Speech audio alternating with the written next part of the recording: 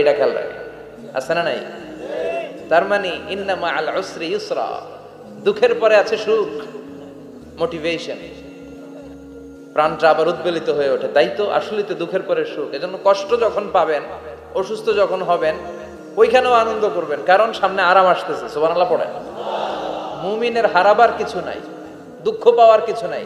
মুমিন অসুস্থ হলে অসুস্থতার মাধ্যমে তার রোগের মাধ্যমে তার গুনাহ ঝরে যায়, সে আল্লাহর কাছে প্রিয় হয়ে ওঠে। তা আমাদেরকে কেউ হারাইতে পারে? কথা বলেন, আমাদের কেউ ভয় দেখাইতে পারে? মোটিভেশনাল সূরা সূরাতুল ইনশিরাহ আর সূরাতুদ দুহা, এখানে অনেক হিউজ মোটিভেশন আছে। যারা হতাশ, যাদের জীবন ভাল লাগে না, মরে যেতে মনে চায়, গার্লফ্রেন্ড গালি দিছে, আছে না নাই?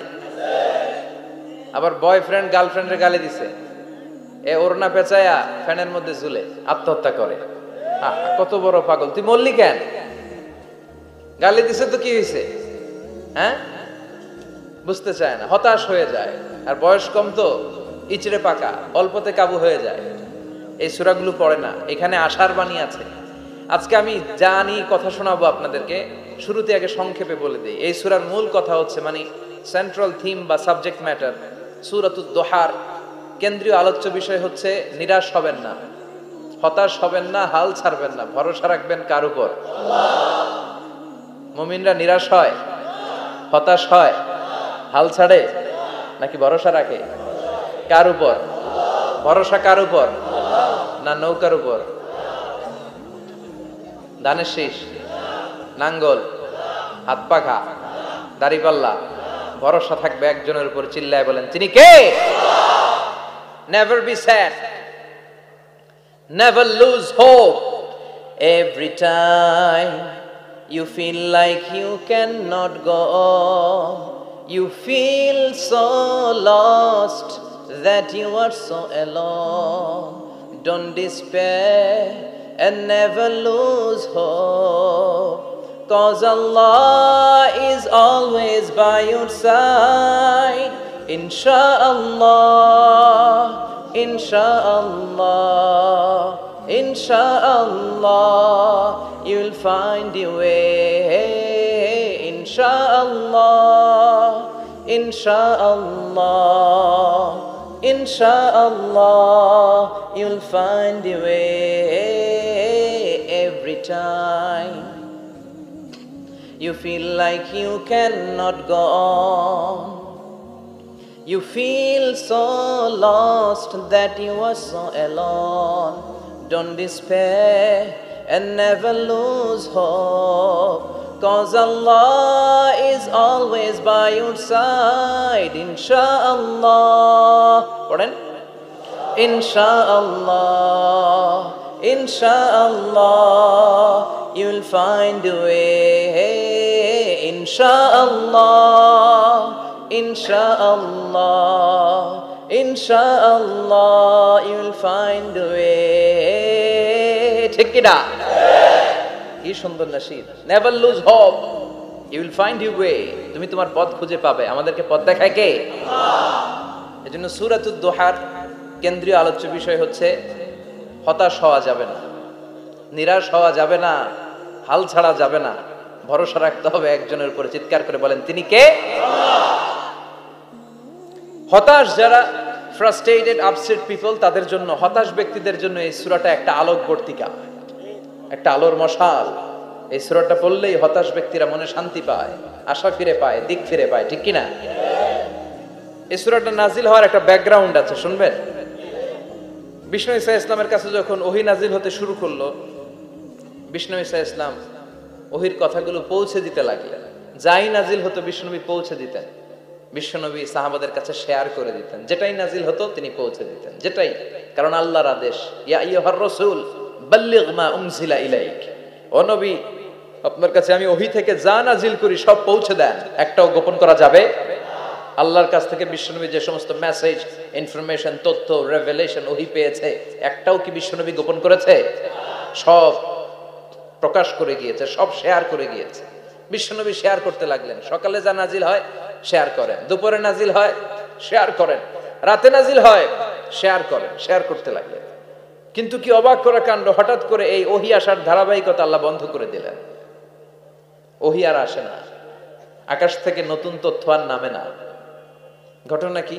ওহী আসে না কেন? তথ্য আসে না কেন? জিব্রাইল আসে না কেন? কোন বর্ণনা এসেছে 15 দিন, কোন বর্ণনায় 1 মাস, 3 মাস, এমনকি 6 মাস পর্যন্ত বর্ণনা পাওয়া যায় যে বিশ্বনবীর কাছে 6 মাস ওহী আসে নাই। বিশ্বনবী তো অবাক, ঘটনা কি? ওহী নামে না কেন? আর ওহী না আসলে তো বিশ্বনবী শেয়ার করতে পারে না। এতদিন যা আসতো বলে বেড়াতো, এখন আসেও না, বলতেও পারে না। কাফির মুশরিকরা বিশ্বনবীর গালি দিতে শুরু করলো, মুহাম্মদের রব মুহাম্মদরে ভুইলা গেছে, মুহাম্মদের আল্লাহ মুহাম্মদরে ছেড়ে দিয়েছে। বিশ্বনবীর চাচি আবু লাহাবের স্ত্রী উম্মে জামিল বলতে শুরু করলো, কি মুহাম্মদ, তোমার শয়তানটা তোমার কাছে আসে না? না, শয়তান দ্বারা তিনি জিব্রাইলকে বুঝিয়েছেন যে তোমার জিব্রাইল তোমার কাছে আসে না। এভাবে সবাই গালমন্দ করতে শুরু করলো যে মুহাম্মদের আল্লাহ মুহাম্মদকে ভুলে গিয়েছে। বিষ্ণু ঈসা ইসলাম নিজেও হতাশ হয়ে গেলেন, কি রে ওহী আসে না কেন? আমার কোনো ভুল হচ্ছে না তো? আমার কোনো অপরাধ হয়ে গেল না তো? আল্লাহ কি আমার উপর অসন্তুষ্ট হয়েছেন? আল্লাহ কি আসলেই আমারে ভুলে গেছেন? আল্লাহ কি আমাকে ত্যাগ করেছেন? তিনি কি আমার উপর রেগে আছেন? আমরাও মাঝে মাঝে এরকম হতাশ হয়ে পড়ি। এরকম হতাশ লোক আছে না নাই? কি রে, আমার দোয়া কবুল হয় না কেন? আল্লাহ আমার ডাকে সাড়া দেয় না কেন? আমার জীবনে এত দুঃখ কেন? আমার জীবনে তো ভালো কিছু হয় না, খালি সব কষ্ট আমার কেন? এরকম আছে না নাই? এরকম হতাশদের জন্য এই সূরাটা একটা আলোকবর্তিকা, মোটিভেশনাল সূরা। আলহামদুলিল্লাহ পড়েন। বিশ্বনবীকে আল্লাহ আশ্বস্ত করলেন আর এই সূরাটা নাজিল করলেন আর বললেন ওয়াদ-দুহা। ওয়াদ-দুহা, দুহা মানে আলো, দুহা মানে আলো, প্রভাতের সূর্য কিরণের শপথ। Look up, the sunlight, it's a very beautiful day out there. ও নবী হতাশ হবেন না, বেরোন, সকালের সূর্যটা কত সুন্দর, কি ঝলঝলে পৃথিবী, ফকফকে আর তকতকে, দেখলেই মনটা ভরে যায়, ঠিক কি না? দোহা, দোহা মানে আলো, আশার আলো, সম্ভাবনার আলো। আমাদের জীবনে আলোর দরকার আছে না নাই? আলো না থাকলে আমরা বাঁচতে পারবো? আলো লাগে বড় ভালো। এই আজকে আলো না থাকলে আমরা দেখা যাইতো? এজন্য কোরআনকে আল্লাহ আলো বলেছেন। কোরআনকে কি বলেছে? কিতাবুন আনজালনাহু ইলাইকা লিতুখরিজান নাসা মিনাল যুলুমাতি ইলান নূর। ও Muhammad, I've revealed this holy Quran unto you to lead the mankind out of darkness into the light. অন্ধকার থেকে লাইট, লাইট মানে কি? আলো, আলোর দিকে নেয়ার জন্য এই কোরআন পাঠিয়েছে। আবার বিশ্বনবীকেও আল্লাহ নূর, নূরের সাথে তুলনা করেছেন। আবার বিশ্বনবী আল্লাহর কাছে নূর চাইতেন, বলতেন আল্লাহ আমার ডানে আলো দাও, আমার বায়ে আলো দাও, আমার সামনে আলো দাও, পিছনে আলো দাও, উপরে আলো দাও, নিচে আলো দাও, আমার দেহে আলো দাও, আমার মাংসপেশির ভিতরে আলো দাও, আমার হাড্ডির ভিতরে আলো দাও, আমার জন্য তুমি আলো দাও। পড়েন আমিন। এজন্য আলো ছাড়া বেঁচে থাকা অসম্ভব। আল্লাহ তাআলা আলোর নামে সূরা দিলেন, সূরাতুদ দুহা, প্রভাতের আলো, প্রভাতের সূর্য কিরণের শপথ, আলোর শপথ। সুবহানাল্লাহ পড়েন। এরপর আল্লাহ বললেন ওয়াল-লাইলি ইযা সাজা, আলোর শপথ, সকালের, সকালবেলার সূর্য কিরণের শপথ। দ্বিতীয় আয়াতে আল্লাহ বললেন রাত্রিবেলার শপথ, যখন রাত্রিটা নিঝুম হয়, হয় নিস্তব্ধ, নিঝুম আর নিস্তব্ধ রাতের শপথ। তাহলে আল্লাহ আলোরও কসম কাটলেন, তারপরে অন্ধকারেরও কসম কাটলেন, ঠিক কিনা? আলো দ্বারা মূলত আল্লাহ তাআলা ওহীর আগমনকে বুঝিয়েছে, আর অন্ধকার দ্বারা আল্লাহ তাআলা ওহীর অনুপস্থিতি বুঝিয়েছে। এটা দিয়ে আল্লাহ বুঝাতে চাইলেন, ও নবী, কাফির মুশরিকরা আপনারা গালি দেয়, ওরা বলে যে আমি আপনারে ভুলে গেছি, আমি আপনারে ত্যাগ করেছি, আমি আপনার প্রতি অসন্তুষ্ট। না না, আমি ইচ্ছা করে ওহী পাঠাই না, কারণ সব সময় আলো থাকলে ভালো লাগে না, কিছু সময় অন্ধকারের দরকার আছে না নাই? বুঝে শুনে উত্তর দিয়ে। 24 ঘন্টা আলো, 365 দিন খালি আলো আলো আরো আলো। যদি সূর্যের আলো সব সময় থাকে 365 দিন, ভাল লাগবে? রাতে ঘুমাবেন কেমন? আবার সব সময় ঘুটঘুটে অন্ধকার, আলো নাই, ভাল লাগে? ক্ষেত খামারে চাষ করা লাগবে না, বাজারে যাওয়া লাগবে না। তার মানে আলোরও দরকার আছে, অন্ধকারেরও দরকার আছে। এটা দিয়ে আল্লাহ বুঝাতে চাইলেন, নবী, ওহী নাজিল করার জন্য দরকার আছে, মাঝে মাঝে ওহী বন্ধ রাখা আপনার বিশ্রাম দেওয়ারও দরকার আছে। চিৎকার করে পড়েন আল্লাহু আকবার। এজন্য আল্লাহ বললেন ওয়াদ-দুহা, والليل إذا سجى ما ودعك ربك وما قلى وللآخرة خير لك من الأولى সুবহানাল্লাহ পড়ে ও নবী প্রভাতের সূর্য কিরণের শপথ নিঝুম নিস্তব্ধ রাত্রিবেলার শপথ আলো আর অন্ধকারের শপথ করে আমি বললাম আপনার প্রভু আপনারে ভুলে যায় নাই, আপনার উপর অসন্তুষ্ট হয় নাই। আমি আল্লাহ ইচ্ছা করে ওহী বন্ধ রেখেছি, কারণ ওহির একটা পাওয়ার আছে। বারবার ওহী রিসিভ করলে আপনার স্নায়ু এটা সহ্য করতে পারবে না, আপনার দেহ এটারে বরদাস্ত করতে পারবে না। নবী, আমি আপনার প্রতি এত রহম দিল, এত ভালোবাসি, বারবার ওহী নিতে নিতে আপনার যে কষ্ট হয়, এই কষ্টটা আমার আল্লাহর সহ্য হয় না। এজন্য আমি আল্লাহ ইচ্ছা করে কিছুদিন ওহী বন্ধ রাখছি। সুবহানাল্লাহ পড়েন। তার মানে এই নয় যে আমি আপনারে ভুলে গিয়েছি, আমি আপনারে ছেড়ে দিয়েছি। আরে নবী, আমি তো আমার নামের সাথে আপনার নামকে জুড়ে দিয়েছি। লা ইলাহা ইল্লাল্লাহ মুহাম্মাদুর রাসূলুল্লাহ। যেখানে আমার আল্লাহর নাম সেখানেই বিশ্ব নবীর নাম আছে না নাই? আজান যখন দেই আল্লাহু আকবারের পরে বিশ্ব নবীর নাম আছে না নাই? একামতে আছে না নাই? আবার আল্লাহর জন্য যখন সালাত আদায় করি শেষ বৈঠকে বিশ্ব নবীর উপর দুরূদ আছে না নাই? রাফা'না লাকা যিকরাক। ও নবী, আপনার নামকে আমি অনেক উপরে তুলে ধরেছি। আমার নাম যেখানে আপনার নাম ওইখানে, গোটা বিশ্বব্যাপী আপনার নাম ছড়ায় যাবে। ওরা আপনারে গালি দেয় কবি বলে, ওরা গালি দেয় গণক বলে, ওরা বলে আপনি আফতার লেস কাটা। আসলে যারা আপনারে গালি দেয় ওরাই লেস কাটা। ওরা আপনারে বলে আপনি নির্বংশ, আপনার ছেলেগুলো বেঁচে নাই, মেয়ে বেঁচে আছে, আপনার নাম নেয়ার কেউ থাকবে না। ওই আবু জাহেল, উতবা, সাইবা, ওদের নাম নেয়ার কেউ থাকবে না। আপনি লেসকাটা নন, আপনি নির্বংশ নন। ইন্না শানিয়াকা, চিল্লায় বলেন ইন্না শানিয়াকা। যারা আপনারে গালি দেয়, যারা আপনারা নিয়ে কটু কথা বলে, ওরাই লেসকাটা, ওরাই নির্বংশ। ওদের বংশকে আমি আল্লাহই নির্বংশ করে ছাড়ি। চিল্লায় বলেন ঠিক কি না? ও নবী, মা ওয়াদ্দাআকা রাব্বুকা ওয়া মা ক্বালা। আপনার রব আপনারে পরিত্যাগ করে নাই, আপনারে ভুলে যায় নাই, আপনারে ছেড়ে দেয় নাই। আপনার রব ইচ্ছা করেই ওহী নাজিল বন্ধ করে রেখেছে। আমি ইচ্ছা করেই আপনারে প্রেসার দিতে চাই নাই গো নবী, কারণ ওহী রিসিভ করা অনেক কঠিন। এটা আস্তে আস্তে আপনি অভ্যস্ত হবেন। সুবহানাল্লাহ পড়ে। ওহীর একটা পাওয়ার আছে না নাই? আমরা তো কি মজায় মজায় কোরআন পাইছি। এই যে কি সুন্দর কোরআন নিয়ে বসে পড়ি, তাফসীর করি, কি মজার কোরআন। আহা, এই কোরআনটা রিসিভ করতে যে বিশ্বনবীর কত কষ্ট হয়েছে। এই কোরআনকে আল্লাহ বলেছেন এটা কাউলান সাকিলা, very heavy and weighty word. এটা অনেক ওজনওয়ালা কথা। ইন্না সানুলকি আলাইকা কাউলান, এটার অনেক ওজন। এই কোরআনটা যদি পাহাড়ের উপরে নাজিল করা হতো, পাহাড়গুলো দুমড়ে মুচড়ে ভেঙে টুকরো টুকরো হয়ে খান খান হয়ে যেত। ঠিক কি না? এত কঠিন বানিয়ে এটা। ও নবী, আমি আলোর সাথে ওহীর মিল ঘটিয়েছি, আলো দিয়ে ওহীকে বুঝিয়েছি। সূর্যের যেমনি কিরণ আছে, তেজ আছে, এই ওহীরও একটা তেজ আছে। এই তেজ, এই কিরণ আপনি সব সময় সহ্য করতে পারবেন না। এজন্য আমি ইচ্ছা করে কিছুদিন ওহী নাজিল করা বন্ধ করে রেখেছি। সুবহানাল্লাহ পড়েন। ইচ্ছে করে আমি নাজিল করি নাই। সব সময় নাজিল হলে আপনার ভালো লাগতো না। বুখারীর বর্ণনা, মা আয়েশা বলতেন শীতের রাতে, কনকনে মাঘ মাসের শীতের রাতে যখন বিশ্বনবীর উপর কোরআনের আয়াত নাজিল হতো, বিশ্বনবী ঘেমে ঘেমে একাকার হয়ে যেতেন। হাত্তা লা ইয়াতাফাসসাদু জাবিনুহু আরাকান, বিশ্বনবীর দাড়ি আর থুতনি বেয়ে ঝরঝর করে পানি পড়তো। আমরা কম্বল গায়ে দিয়ে থাকি আর বিশ্বনবী ঘামে। সুবহানাল্লাহ কইবেন না? এটা কাউলান সাকিলা, অনেক ওজনওয়ালা কথা। আবার বিশ্বনবী যখন ওটের উপরে বসে থাকা অবস্থায় কোরআনের আয়াত নাজিল হতো, ওটের বুকটা মুহূর্তের মধ্যে বালুর মধ্যে, জমিনের মধ্যে লেগে যেত।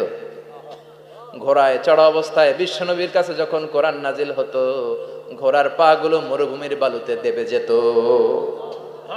মাঝে মাঝে বিশ্বনবী সাহাবাদের রানের উপরে, পায়ের উপরে মাথা দিয়ে শুয়ে পড়তেন, ক্লান্ত শ্রান্ত। যায়েদ বিন হারেসা, বিশ্বনবীর পালক পুত্র, তার পায়ের উপরে মাথা রেখে বিশ্বনবী একবার কথা বলতে বলতে ঘুমিয়ে পড়লেন। ঘন্টাখানিক ঘুমালেন। যায়েদ বিন হারেসা বলে, আমার কাছে তেমন কোনো কষ্টই হচ্ছে না, বিশ্বনবীর মাথাটা খুব বেশি ওজন মনে হচ্ছে না। ঘন্টাখানিক পর বিশ্বনবীর চোখ খুললেন, আর খোলা মাত্রই ওনার উপর ওহী কোরআনের আয়াত নাজিল করতে শুরু করলো। কে? যায়েদ বিন হারেসা বলে, যখনই কোরআনের আয়াত নাজিল হতে শুরু করলো, আমার মনে হচ্ছে বিশ্বনবীর মাথাটা 50-60 কেজি ওজন বেড়ে গিয়েছে। বিশ্বনবীর মাথার ওজনে আমার পায়ের রান ফেটে যাবে, আমার পায়ের হাড্ডি ফেটে যাবে, আমার পাটা ভেঙে খান খান হয়ে যাবে মনে হচ্ছিল। তার মানে কোরআনের আয়াত যখন নাজিল হয় বিশ্বনবীর উপর একটা প্রেসার আছে না নাই? এই জন্য আল্লাহ বললেন, নবী আমি আপনার ভুলে যাই নাই। কাফেররা যেমনি আপনার গালি দেয় যে আমি আপনার ভুলে গিয়েছি, আপনার উপর আমি অসন্তুষ্ট, নেভার, অসম্ভব। আমি আপনার উপর কখনো অসন্তুষ্ট নই, বরং আমি ইচ্ছা করি আপনার উপর থেকে প্রেসার কমিয়ে দেওয়ার জন্য কয়েকদিন ইচ্ছা করে আপনার ছুটিতে রাখছি। সুবহানাল্লাহ পড়েন, যাতে করে আবার এনার্জি গায়ে নেওয়ার পরে নতুন করে কোরআনের আয়াত রিসিভ করার জন্য আপনি সক্ষম হন। চিল্লায় পড়তে হবে আল্লাহু আকবার। এজন্য আল্লাহ বললেন, ওয়াদ-দুহা ওয়াল-লাইলি ইযা সাজা মা ওয়াদ্দা'আকা রাব্বুকা ওয়া মা ক্বালা ওয়ালাল আখিরাতু খায়রুল লাকা মিনাল উলা। এরপর আল্লাহ বললেন, নবী ওয়ালাল আখিরাতু খায়রুল লাকা মিনাল উলা, and verily indeed the hereafter is far better for you than this dunya. এই দুনিয়ার চেয়ে আপনার জন্য আখিরাতটা অনেক দামি। খায়রুল লাকা মিনাল উলা, এই দুনিয়ার চেয়ে আখিরাতটা অনেক শ্রেষ্ঠ। এতে আল্লাহ বললেন দুনিয়ার চেয়ে আখিরাত শ্রেষ্ঠ, আর এক আয়াতে আল্লাহ বললেন দুনিয়ার চেয়ে আখিরাত হলো স্থায়ী। ঠিক কি না? বাল তু'থিরুনাল হায়াতাদ দুনিয়া ওয়াল আখিরাতু খায়রুন ওয়া আবকা। তোমরা দুনিয়ার জীবন নিয়ে পাগল পাড়া হয়ে থাকো, আল্লাহ বললেন দুনিয়ার জীবনের চাইতে আখিরাতের জীবন শ্রেষ্ঠ এবং স্থায়ী। ঠিক কি না? কার কথা? দুনিয়া স্থায়ী না আখিরাত স্থায়ী? দুনিয়া শ্রেষ্ঠ না আখিরাত শ্রেষ্ঠ? কিন্তু আমরা কোনটার পিছনে দৌড়াই? খালি দুনিয়া দুনিয়া। দুনিয়া কে মজা লে লো, দুনিয়া তোমারি হ্যায়, কিন্তু জান্নাত কে মজা লে লো, জান্নাত তোমারি হ্যায়, ওইটা কয় না? আছে না নাই? দুনিয়ার পেছনে পাগল হয়ে আমরা পড়ে থাকি। এই দুনিয়ার জীবনটা একটা মায়াজাল, এটা একটা মরিচিকা। এই মরিচিকা, এই ধোঁকা, এই লালসা আর এই মায়াজালের পেছনে আমরা ছুটছি। ছুটতে ছুটতে হুট করে একবার কবরের ভিতরে ঢুকতে হবে। কথা বলেন, তখন আমাদের টনক নড়বে। এজন্য দুনিয়া মুমিনদের জন্য শ্রেষ্ঠ আর স্থায়ী জায়গা নয়। মুমিনের আসল জায়গা হচ্ছে আখিরাত। মুমিনের শান্তি আর কল্যাণের জায়গা হচ্ছে আখিরাত। জান্নাত হচ্ছে মুমিনের শেষ ঠিকানা। চিৎকার করে বলেন ঠিক কি না? সেটাই বিশ্বনবী বললেন, নবী কাফির মুশরিকদের কথা আপনি কান দিবেন না, ওদের কথায় হতাশ হবেন না, নিরাশ হবেন না, হাল ছাড়বেন না, ভরসা রাখবেন কার উপর? কারণ ওয়ালাল আখিরাতু খায়রুল লাকা মিনাল উলা, এই দুনিয়ার জীবন ক্ষণস্থায়ী জীবন, চিরকালীন জীবন হলো আখিরাত। নবীরে কিভাবে আশ্বাস দিতেছে দেখছেন, অ্যাসিউরেন্স করতেছে, কনফার্মেশন। এই সূরাটা যে শান্তির সূরা, মোটিভেশনের সূরা, অনুপ্রেরণার সূরা, ইন্সপাইরেশন যে জায়গায়, প্রতিটা আয়াতে আপনি ইন্সপাইরেশন পাবেন। তো প্রতিটা আয়াতে আপনি উজ্জীবিত হবেন, সজীব হবেন, এনথিউজিয়াস্টিক এন্ড এনার্জেটিক হবেন, আপনি এনার্জি ফিরে পাবেন। আলহামদুলিল্লাহ পড়েন। এরপর বিশ্বনবীর আরো খুশি করার জন্য আল্লাহ বললেন, ওয়ালা সাউফা ইউতিকা রাব্বুকা ফাতারদা। ও নবী, অচিরে এমন এমন জিনিস আমি আপনারে দান করব, এগুলো পেয়ে আপনি খুশি হয়ে যাবে। কে বলে? কারে বলে? শুনতেছেন? বুঝতেছেন? কষ্ট হচ্ছে না তো? ওয়ালা সাউফা ইউতিকা রাব্বুকা ফাতারদা। অচিরেই এমন এমন জিনিস আমি আল্লাহ আপনারে দান করবো। ওরা আপনারে গালি দেয়, ওদের কথা আপনার মন খারাপ, আপনি হতাশ, ভয় পাবেন না নবী, হতাশ হবেন না, নিরাশ হবেন না, আমার উপর ভরসা রাখেন না। এমন এমন জিনিস আমি আপনারে দেব, ফাতারদা, ওগুলো পেয়ে আপনি খুশি হয়ে যাবেন। সুবহানাল্লাহ পড়ে। আল্লাহর কাজই হলো বিশ্বনবীরে খুশি রাখা। Verily I'm gonna give you something that will make you happy. এমন জিনিস আপনারে দেব নবী, আপনি খুশি হয়ে যাবেন। আল্লাহর কাজই হচ্ছে বিশ্বনবীর খুশি রাখা। যেখানে বিশ্বনবীর মন খারাপ, ওইখানে বিশ্বনবীর আল্লাহ আছে না নাই? বিশ্বনবীর উপাধি দিয়েছেন আল্লাহ হাবিবুল্লাহ। কি দিয়েছে? আর সাইয়েদনা ইব্রাহিমের উপাধি খলিলুল্লাহ। দুইজনই আল্লাহর প্রিয়, দুইজনই উলুল আজমি মিনার রাসূল। কিন্তু খলিল মানেও বন্ধু, হাবিব মানেও বন্ধু। খলিল মানে এমন বন্ধু যেই বন্ধু আল্লাহরে খুশি করার জন্য কাজ করে, আর হাবিব মানে এমন বন্ধু যেই বন্ধুরে খুশি রাখার জন্য আল্লাহ নিজেই কাজ করে। কি শান, কি মান এই নবীর! আর ওই নবীরে গালি দেয়, এগুলো জাহান্নামের নরকীট আর পিতৃ পরিচয়হীন জারদ সন্তান। As a father, as a teacher, as a commander, as a lawgiver, as a lawmaker, as a reformer of the society, Muhammad is the Superman of the world. উনি সুপারম্যান, উনি অসাধারণ ব্যক্তিত্ব, আনপ্যারালাল পার্সোনালিটি। ওনার জীবনী নিয়ে পড়া শুরু করলে এটা শেষ হয় না। বিয়ন্ডলেস, বাউন্ডলেস, বটমলেস, এটা তলাবিহীন সাগর। বিশ্বনবীর জীবনী একটা সাগর, কিন্তু সাগরের কি নাই? সুবহানাল্লাহ কইবেন না?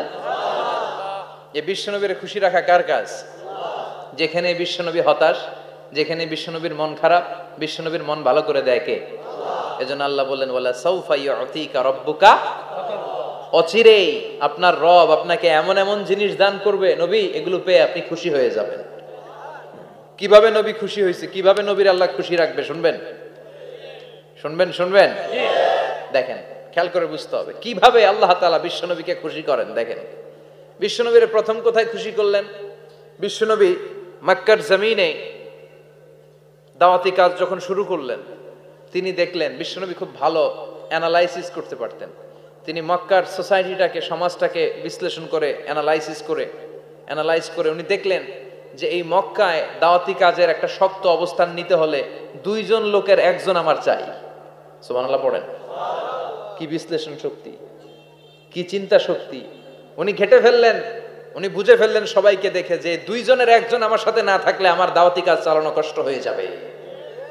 এজন্য গভীর রাতে তাহাজ্জুদের নামাজ শেষে আল্লাহর কাছে কেঁদে কেঁদে বিশ্বনবী দোয়া করে, আল্লাহ আল্লাহুম্মা আইজ্জাল ইসলাম বি আহাব্বির রাজুলাইনি ইলাইক। আল্লাহ, দুইজন লোকের যেই লোকটারে তোমার দরবারে মকবুল মনে হয়, ভালো লাগে, পছন্দ হয়, তাদের একজনকে ইসলামের ভেতরে ঢুকিয়ে দিয়ে ইসলামকে তুমি বিজয় দান করে দাও। ও আল্লাহ, দুইজনের একজনকে আমার চাই। একজন হলো আবি জাহাল ইবনে হিশাম, হিশামের বেটা আবু জাহাল, আও উমর ইবনুল খাত্তাব, অথবা খাত্তাবের বেটা উমর। সুবহানাল্লাহ পড়ে। সাথে সাথে দোয়া কবুল করলো কে? কার জন্য করলো? নাকি আবু জাহেলের জন্য? আবু জাহেলের চোখের সামনে পর্দা ছিল, ও পর্দা সরায় না। ওর অন্তরে পর্দা, ও পর্দা উঠে সত্যটা দেখতে চায় না। এজন্য ওর জন্য গোটা বিশ্ববাসীর আছে ঘৃণা। ও যেখানে মারা গেছে, ওর যেখানে জন্মস্থান, ওইখানে সৌদি সরকার ল্যাট্রিন বানায় থুইছে, ঘৃণার প্রতীক।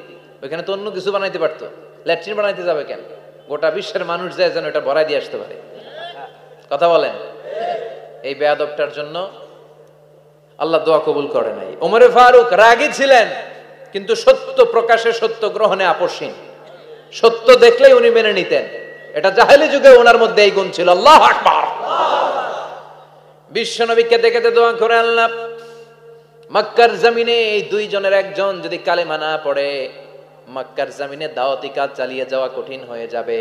হয় হিশামের বেটা আবু জাহেল কিংবা খাত্তাবের বেটা ওমরকে তুমি ইসলামে ঢুকাও। আল্লাহ ওমরের জন্য দোয়া কবুল করলেন। বিশ্বনবী তখনও বুঝতে পারেন এই দোয়াটা কার জন্য কবুল। হঠাৎ ওমরে ফারুক বিশাল একটা নাঙ্গা তলোয়ার নিয়ে বিশ্বনবীকে হত্যা করার জন্য ছুটে এলো। বিশ্বনবী তখন মক্কার আরকাম ইবনে দারুল আরকামের ঘরে সাফা পাহাড়ের পাদদেশে লুকিয়ে লুকিয়ে দাওয়াতি কাজ করতেন। আশেপাশে সাহাবীরা বসা। বিশ্বনবীর চাচা হামজা ইবনে আব্দুল মুত্তালিব বললেন, নবী তাড়াতাড়ি পালিয়ে যান, ওই যে দেখা যায় ওমরে ফারুক তলোয়ার নিয়ে আপনারে মারতে আসছে। বিশ্বনবী বললেন, চাচা সরে যান, সাহাবীদেরকেও সরে যেতে বলেন, দরজাটা খুলে দেন, ওমরকে আসতে দেন। আমার তো মনে হচ্ছে ওই যে তাহাজ্জুদের নামাজ পড়ে আল্লাহর কাছে কেঁদে কেঁদে আমি দোয়া করেছি, আমার দোয়াটা আজকে কবুল হতে চলেছে। আমার তো মন বলছে আল্লাহ দোয়াটা কবুল করবে। দরজা খুলে দেন। ওমর ফারুক চলে আসলেন, এসে তলোয়ার রেখে দিয়ে আঙ্গুল উঁচু করে বললেন, আশহাদু আল্লা ইলাহা ইল্লাল্লাহ, আশহাদু আন্নাকা মুহাম্মাদ রাসূলুল্লাহ। ঝিনুকের ভেতর লুকিয়ে থাকে যেমন মতি, ঝিনুকের ভেতর লুকিয়ে থাকে যেমন মতি, কালমা শাহাদাতে আছে আল্লাহর জ্যোতি, কালমা শাহাদাতে আছে আল্লাহর জ্যোতি। সুবহানাল্লাহ পড়েন। কি আল্লাহর জ্যোতি এসে ওমরে ফারুকের হৃদয়টাকে নুরানি করে দিল। তিনি তলোয়ার রেখে ঘোষণা দিলেন, আশহাদু আল্লা ইলাহা ইল্লাল্লাহ ওয়া আশহাদু আন্নাকা মুহাম্মাদ আব্দুল্লাহি ওয়া রাসূলুহু। বিশ্বনবী খুশি হয়ে গেলেন।